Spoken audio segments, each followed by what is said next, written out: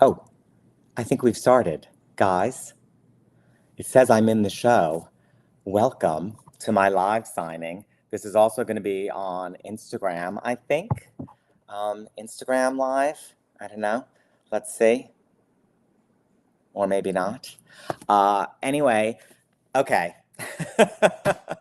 This is my first time doing one of these, and I'm super excited. I'm going to type, I have a person that I can actually send messages to. Here we go. And anyway, okay. Now I'm not on Instagram Live. I am on Instagram Live. I'm trying how to see how to find myself on Instagram Live, but I can't get on it. They said it would be easy. Isn't it funny? Here we go. You guys are seeing it's already a disaster. I can't get on Instagram Live, so welcome. I'm going to be answering questions. Okay, first off, this is my new book. We are experiencing a slight delay. This is already a disaster. I'm going to be autographing copies. You can get a signed copy. Go to GarySignedBook.com and you get 15% off if you put in the code Gary15. I've literally never been a code before. Yeah, so Gary15. All right, guys. Anyway, there are questions that I'm going to answer, but I'm going to still see if I can get on Instagram Live. And I can't. I don't know. So I'm going to answer some questions that go to the Instagram app. Okay, click the bottom right-hand corner to your profile. Yes, I've done that. Yeah. Okay, now how else do I get on it? Yeah, I don't see anything that says I'm on live. But if you're watching me, I want to be able to answer your questions. All right. Anyway, guys, do you have any questions? I think, yeah, Olivia is supposed to feed me a question. Oh, here it comes. Okay. Olivia, help me out here, please. Sarah Grace from New York. All right, Sarah Grace from New York. What made you want to come out with this book right now? Okay, so we are experiencing a slight delay is all about travel essays that I did. You know, I've traveled all over the past year with Brad, and I kind of wrote about it. I actually wrote a diary during this time, and I put it in the book. And people ask me questions from Instagram about whether or not, you know, I can give them tips or travel tips and stuff like that. So I kind of put that all in the book too. And it's just kind of all of my travel stuff, my thoughts about travel. There's a lot of Brad in the book. Look, yeah, I'm gonna give it a little, yeah, sign. So that's why, Sarah Grace, I just thought it would be something. I love travel. I've kind of loved it since I'm a kid. All right, I'm going to try to figure out how to get on this so that I can still. They're going to text you questions and comments from Instagram. Okay, so I'm going to get your comments from Instagram because I can't get on and see the live screen. So in any event, yeah, that's why I decided to write the book. And I'm actually super excited about this one because I've always loved to travel. And I don't know, it's just something that it always brings up kind of things. You know, I don't know if other people are like that. Is anybody else like that? When you travel, it kind of, there are triggers and things from your past and you become more vulnerable and at the same time more open to things. So it's just something that has always fascinated with me and I just kind of wanted to explore it. And so there are essays literally about all the places I've been over the last year.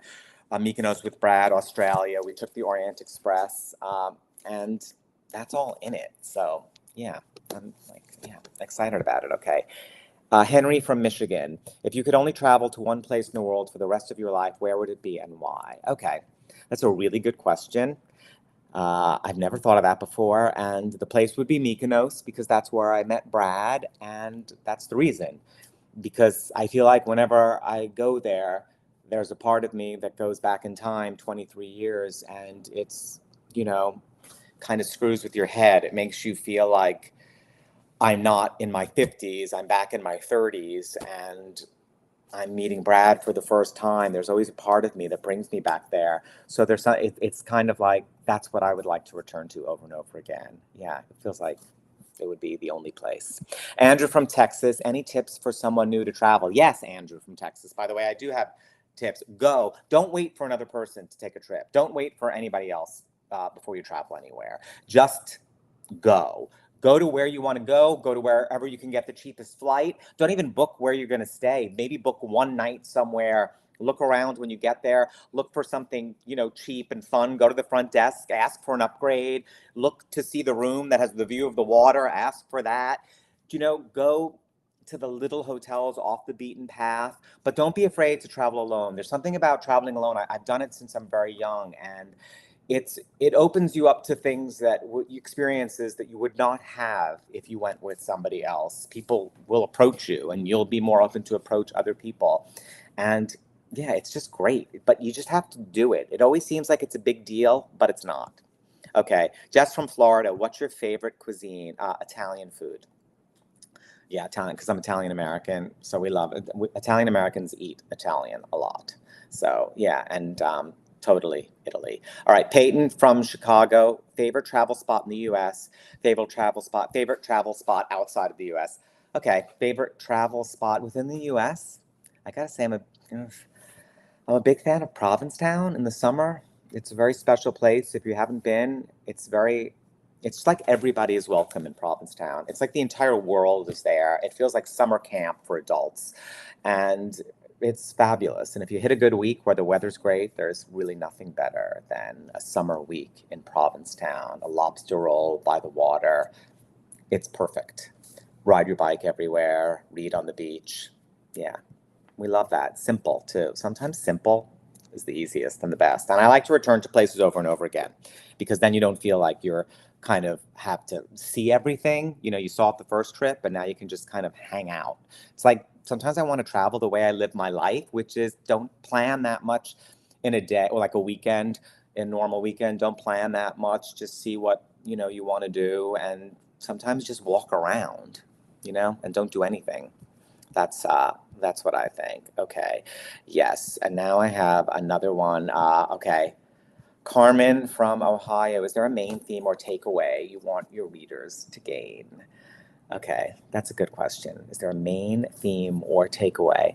I guess I want readers to feel like they can take a trip, that they can go someplace, and you kind of release, your expectations of what it has to be when you travel. I think people also get caught up, like, I don't speak the language. Like, I only speak English. Like, and I'll go anywhere. There's no place. Just be polite. You can go anywhere in the world. It doesn't matter. And just, make an effort. It goes a long way. But nothing is ever as daunting when you actually get on the plane and get off the plane and do it. And yeah, if people could take that away, like, screw it. I'm going to just take a trip. I'm going to go to this place that I always wanted to go. I'm going to book it last minute. I'm not going to worry about having to go with somebody, everything that I have to see. I'm just going to go. Pack light. It doesn't, don't make it such a big thing. It doesn't have to be. I think oftentimes we build things up or there's never enough time, but just, take a few days, go someplace where you always wanted to go. And if this book could kind of inspire somebody to do that, yeah, I would kind of, that would be kind of a good thing, I think. Anyway, okay, don't forget, you can get signed copies at GarySignedBook.com. And all right, Lillian from North Carolina, do you prefer to travel with people or solo travel? All right, Lillian, I like both. Actually, I've been married to Brad we haven't been married for 23 years, but we've been together 23 years. And we don't just travel just us.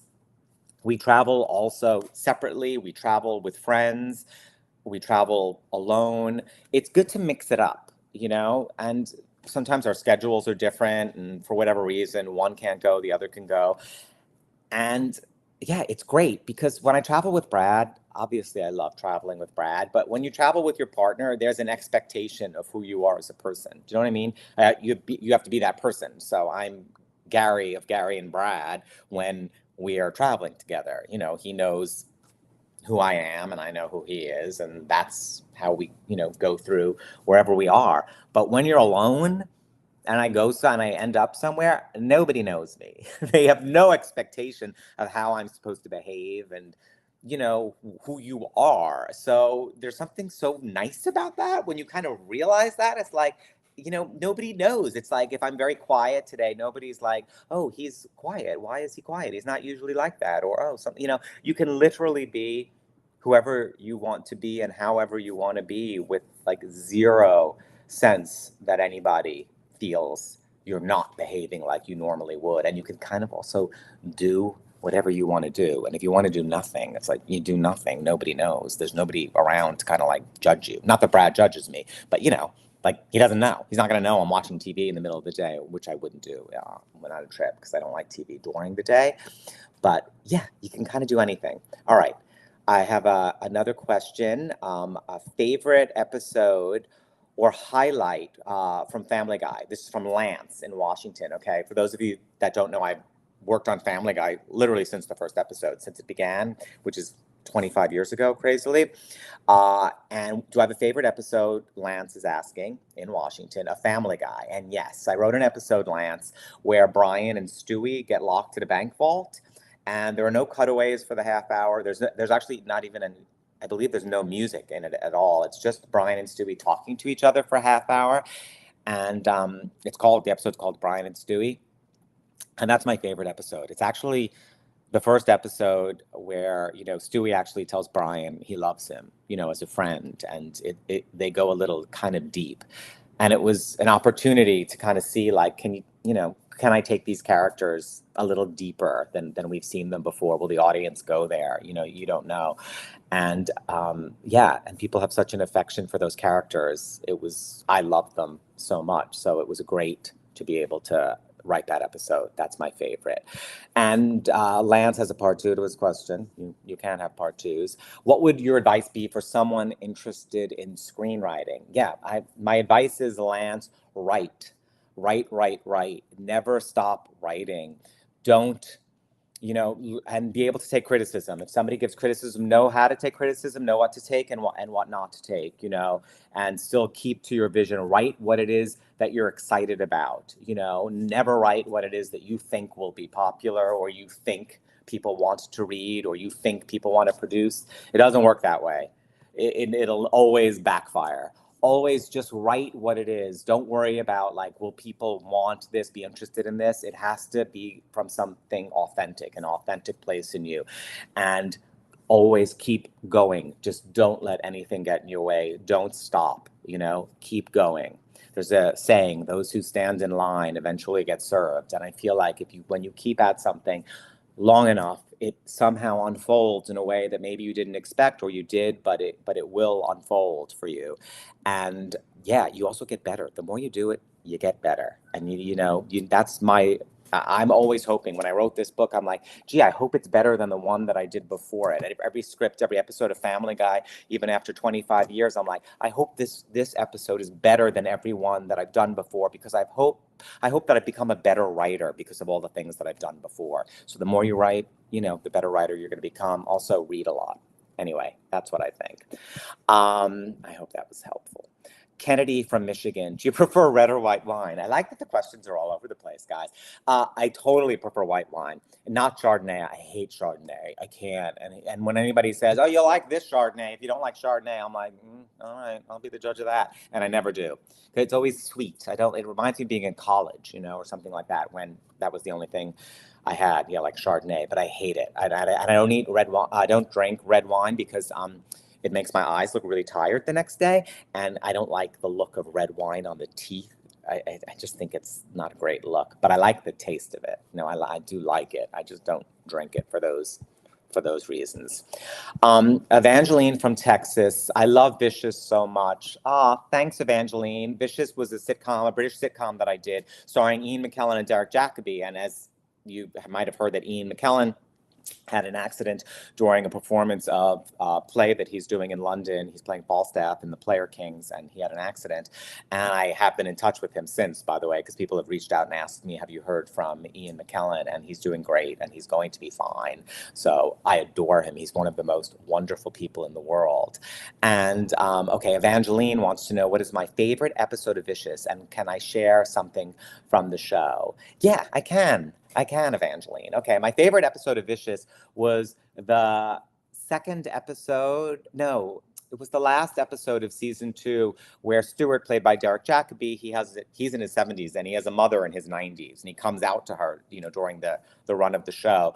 But during his wedding, he actually gets married to Freddie, played by Ian McKellen, and during the wedding, the mother dies, and it is very farcical, but then at the end, there's a very tender moment between Freddie and Stuart, played by Ian McKellen and Derek Jacobi, and they just killed me in it. It was so beautiful, that moment. So that's my favorite episode. And I can share something with you from the show that I learned, so I will share it with you.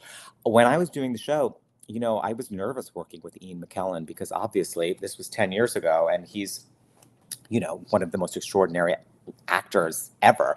And here we were doing a sitcom together, and I was living in London, and I was doing all the writing by myself. And it was the first episode, the first week, and Ian had a lot of questions about what was going on, and I was thinking, oh God, he's not happy doing the show, or he doesn't want to do the show. Why is he doing the show? Meanwhile, at the same time, it was so difficult for me doing the show by myself, and I was so frightened that about pulling it off and being able to pull it off. And I was thinking to myself, you've been doing this at that point, like 20 years. When does it become easier? I was thinking, why isn't this easier? When does it become easier? And why do I keep putting myself in a situation where everything is, more and more difficult? I feel like I've earned the right to be able to be relaxed and not be frightened while I'm doing this. So meanwhile, at the same time, Ian I feel like is unhappy doing the show. And I asked him during the first week, why did you agree to do the show? And he told me, because it frightened me. The idea of doing the show frightened me, so that's why I'm doing it. And I had that, as Oprah would say, I had this aha moment. I'm like, of course, if you're pushing yourself to do what you love, you're always going to be frightened. If you're pushing yourself further outside of your comfort zone, you're always going to be frightened. And here he was in his 70s, like in his mid 70s, and he could have rested on all of his acclaim and everything that he's done forever and never have to do something that really scared him. But he was like, he lives for today in the moment. He wanted to do something that frightened him. He did it because it scared him. He'd never done a sitcom before like that. And I was like, yeah, I should be scared that I'm doing this. Like, that's the right thing. I should be frightened. And I remember that when I wrote my first book, I was scared. I was like, can I do this? I was really frightened. I was like, maybe I shouldn't do it. I don't want to do it. And I remembered, I'm like, no, you should be doing what frightens you. That's how you know you're going towards the right thing. If you're not frightened, maybe you're a little too complacent. So that's what I learned from the show, from Ian McKellen, who is doing a lot better anyway. So yeah, I hope that answers that, Evangeline. Okay, fan favorite segment, 22 questions. Oh, I have to answer these questions, okay, in like 2 minutes. Okay, where was I born? I was born in Flushing Hospital, Flushing, Queens. I was born. Who would you want to play you in a movie? Oh my gosh, well, I don't know, who would I want to play me in a movie? That's a really good one. I guess I would have to say Brad Pitt. I mean, who wouldn't want Brad Pitt? That's the old Matt Bomer. No, I don't want a straight guy playing me. I definitely want Matt Bomer 100% playing me. My first job was at Walbaum Supermarket. I wrote about it in my first book, Do You Mind If I Cancel? I was a cashier when I was 16 years old at Walbaum's, and I made $3.35 an hour. And then we joined the union after like a month because it was a union store, and it went up to like $3.75. And I got paid double time on Sundays and time and a half on holidays. And I was the best cashier at the Walbaum's in Flushing supermarket. What chore do you hate doing? Oh, God. The chore I love doing, I'll say the chore I love doing is laundry. I love doing laundry. I also don't mind emptying the dishwasher. Brad will tell you I like to throw out like crappy, the old food out of the refrigerator. Anything to do with like cleaning a bathroom is the worst chore, obviously. What is my biggest fear? Oh, God. What is my biggest fear? I have so many. I don't know. I guess my biggest fear is like ending up, not having kind of fulfilled my potential at the end of my life. Who makes you laugh the most? Oh, the writers on Family Guy make me laugh the most, and the writers that I worked with on Will and Grace. Both of those writers' rooms and everybody in those people, all the people in those rooms make me laugh the most. What is one thing I need to have in my fridge? I need to have, I like to have Chobani non-fat Greek yogurt. That's always in the fridge. Okay. Do I have any hidden talents? I can play the piano. my mom, and I can play a little tennis. My mom made me take piano lessons and tennis lessons when I was a kid because I did nothing else. I was not in a club. I didn't have any friends. I never went out when I was in school. I did nothing. But she said, you have to do something. So it was piano lessons and tennis lessons. So those are my little skills. I'm adequate at both. I'm below adequate. What color is your toothbrush? I change my toothbrush all the time, so it's different. You always should change your toothbrush. Also, I'm a freak about brushing my teeth and getting my teeth clean. Get your teeth cleaned 4 times a year, by the way. You'll have way less dental problems. That's what I did. It changed my life. What is the last album I bought? That's easy. It's Billie Eilish's new album that I'm listening to. And my niece Sarah also got me into Taylor Swift's new album. What is the last gift you gave? I gave my brother-in-law's birthday. I gave him actually a Tom Brown shirt for his birthday because I like Tom Brown. Okay. What cause is dear to your heart? Any animal charity. Brad and I are both active in animal charities, the ASPCA. Someone's at the door, but I have the do not disturb sign on, so I don't know why they're knocking, but here we go. Anyway, just a second. Can you come back later, please? I'm doing an Instagram live and a live signing. Thank you. I'm on camera. Yeah. Okay. So did I answer that? Oh yeah. ASPCA, all animal charities, especially senior animals. Yeah. We have 2 rescue dogs and Chihuahua mixes that I miss terribly, by the way, whenever I travel, and somebody stays with them. People ask me that. What about your dogs when you travel? Okay. What is your greatest achievement? My greatest achievement, that's a good question, is, I don't know. It's having, like, I think my greatest achievement is my relationship with Brad, to be honest. That feels like my greatest achievement. Where do you want to go? Maybe not just my relationship with Brad. Also, being a writer. But yeah, Brad writer. Where do you want to go that you've never been? Oh, easy. I want to go to Kenya. There's a hotel, the Giraffe Manor, and the giraffe come in and you feed them and they come into the hotel. And I've been obsessed with going to Giraffe Manor. So that's number 1 on my list that I want to go there. Anyway, you can get signed books at GarySignedBook.com and use the code Gary15 to get 15% off. That's it, guys. I'm sorry we were off to a rocky start, but I never did one before. I also I felt like, look, this is just, let it be what it wants to be. That's my last piece of anything. Let everything be what it's going to be. Nothing's ever going to be perfect. So just go with whatever it is, and travel is like that. And that's also what I like to do when I travel. I have all these ideas of what it's going to be before I go. And then as soon as you get there, let it go and let it be what it wants to be. Thank you guys for coming today. For those of you who've gotten a signed copy of my book, GarySignedBook.com, 15% off if you go to that. Thank you. I really appreciate it. And I really hope you like it. So take me on vacation, post it, tag me, and I'll put it up in my stories, okay? Thanks, guys. This was fun. I hope you liked it.